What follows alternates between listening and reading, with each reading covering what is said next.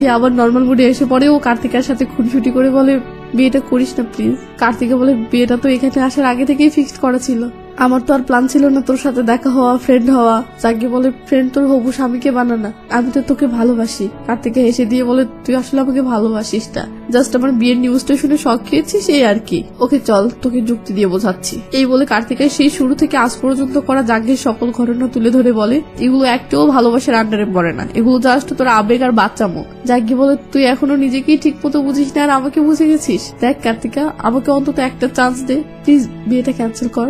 কার্তিকা বলে দেখ পাগলামো করিস না। জাগ্গি বলে আমার এগুলো তোর পাগলামো মনে হচ্ছে, আর যদি পাগলামোই ধরি তো ভালোবাসার আরেক নাম তো পাগলামোই। যদি ভালোবাসা থেকে পাগলামো সবগুলো বাদ দেওয়া হয় তাহলে ভালোবাসার কি আদৌ অস্তিত্ব থাকে? তাই যা বলি শোন, আই লাভ ইউ। এটা আবেগ শেষে হারিয়ে যাওয়া ভালোবাসা নয়, জীবনের শেষ পর্যন্ত আঁকড়ে ধরে রাখা ভালোবাসা। জাগ্গির কথাটা শুনে কার্তিকে ইমোশনাল হয়ে যায় ও জাগ্গির চোখে চোখ রেখে নির্বাক চেয়ে থাকে। জাগ্গি বলে আই লাভ ইউ ইয়ার, প্লিজ বিয়েটা ক্যান্সেল করে দে না প্লিজ প্লিজ। কার্তিকে ইমোশন ছেড়ে বেরিয়ে এসে হেসে দেয় ও বলে পাগল হয়েছিস, বিয়ে ক্যান্সেল করবো মানে? এটা কি এতই সহজ? জাগ্গি তখন মানানোর জন্য আরো জোরাজুরি শুরু করে। এদিকে কার্তিকা 100% শিওর এগুলো জাগ্গির জাস্ট আবেগ, যা কয়দিন পর হারিয়ে যাবে। তাই কার্তিকা বিরক্ত হয়ে জাগ্গিকে বলে আচ্ছা যা, আগামী 3-4 মাস পর্যন্ত যদি তোর এই ফিলিংস একই রকম থাকে তাহলে লন্ডনে চলে আসিস, আমি বিয়ে ক্যান্সেল করে দেবো। পাক্কা? হ্যাঁ পাক্কা, প্রমিস। জবান পাল্টাবি না তো?